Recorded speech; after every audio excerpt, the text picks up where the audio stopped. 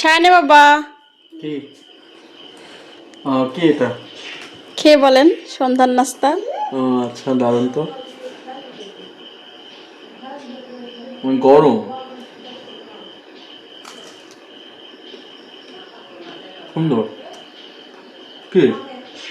চলেন রেসিপিটা শেয়ার করি সবার সাথে তাহলে। প্রথমেই একটা বাটিতে পরিমাণ মতো ময়দা নিতে হবে। এরপর অ্যাড করতে হবে স্বাদমতো লবণ। এরপর ময়দার সাথে খুব ভালোভাবে মিশিয়ে নিতে হবে। এবার যাবে কিছুটা সয়াবিন তেল।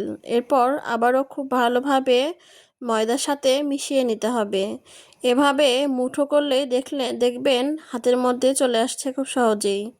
এরপর সামান্য একটু পানি দিয়ে একদম শক্ত একটা খামির তৈরি করে নিতে হবে, যেমনটা আমরা রুটি বা পরোটা বানানোর মতো করে থাকি। এরপর ঢাকনা দিয়ে কিছুক্ষণ ঢেকে রেখে দিতে হবে। এবার ভিতরের পুর তৈরি করার জন্য আমি ফ্রাই প্যান বসিয়েছি চুলায়। এরপর দিয়ে দিলাম তেল, পেঁয়াজ কুচি এবং কাঁচামরিচ কুচি।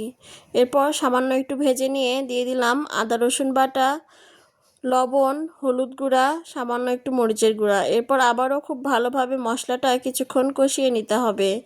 এবার আমি আগে থেকে কিছু আলু সেদ্ধ করে রেখেছিলাম মশলার মধ্যে, সেগুলো দিয়ে খুব ভালোভাবে ভেজে ভেজে একটা পুর তৈরি করে নিতে হবে। এটা ভাজতে এত সুন্দর একটা ঘ্রাণ বের হচ্ছিল, আপনাদেরকে বলে বোঝাতে পারবো না। তো এই যে দেখুন অলরেডি আমার পুরটা তৈরি হয়ে গেছে। এবার আমি সেই খামির থেকে কিছুটা পরিমাণ নিয়ে একটা রুটি বানিয়ে নেব। সমস্যা নেই, রুটি হচ্ছে তেরা বেঁকা হলেও কোনো সমস্যা নেই, কারণ এটাকে আমি কেটে একদম সমান করে নেব। কেন বলছি এ কথা, আমি খুব ভালো বেলতে পারছিলাম না তাই। যাই হোক, খুব কষ্ট করে আমি রুটিটা বেলেছি। এরপর চারপাশ থেকে খুব সুন্দরভাবে সমান করে কেটে নিতে হবে। দেখতেই পাচ্ছেন আমি কত সুন্দর করে কেটে নিচ্ছি, যদিও খুব বেশি সুন্দর হয়নি। যাই হোক, আমি যে পুরটা বানিয়ে রেখেছিলাম সেটা থেকে গোল করে লম্বা করে এর উপরে দিয়ে দিলাম। এরপর আমি সাইড থেকে একটু কেটে এটাকে খুব সুন্দরভাবে মোল্ড করে নেব। আসলে এটার নাম কি দেওয়া যায় বলেন তো? আমার মতে তো এটাকে আমি পটাটো ডোনাট বা এরকম কিছু একটা নাম দিয়ে দিতে পারি, কিন্তু আপনাদের মতে কি দেওয়া যায় অবশ্যই জানাবেন। তো দেখতেই পাচ্ছেন আপনাদের সাথে কথা বলতে বলতে কিন্তু আমি একটা সুন্দর একটা ডিজাইন তৈরি করে নিয়েছি। এভাবেই আমি প্রত্যেকটা ডিজাইন তৈরি করে নেব। সত্যি কথা বলতে খুব বেশি ভালো হয়নি, আবার খুব বেশি খারাপও হয়নি। আসলে বাসায় তৈরি খাবার দেখতে যেমনই হোক না কেন স্বাদে কিন্তু অনন্য হয়। যেমন আমার এই খাবারটি সন্ধ্যার নাস্তা হিসেবে খুবই মজার ছিল।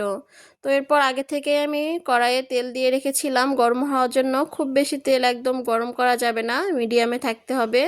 তো একে একে আমি আমার তৈরি পিঠাগুলো এর মধ্যে দিয়ে দিলাম। এটা পিঠা বলবো না কি বলবো, এই যে বললাম আমার জানা নেই। তো দেখতেই পাচ্ছেন আমি এপিঠ ওপিঠ খুব সুন্দরভাবে ভেজে নিয়েছি। এবার এগুলোকে তুলে পরিবেশন করলেই আমার একদম রেডি হয়ে যাবে সন্ধ্যার এই মুচমুচে নাস্তা রেসিপিটা। আপনাদের কাছে কেমন লাগলো অবশ্যই জানাবেন।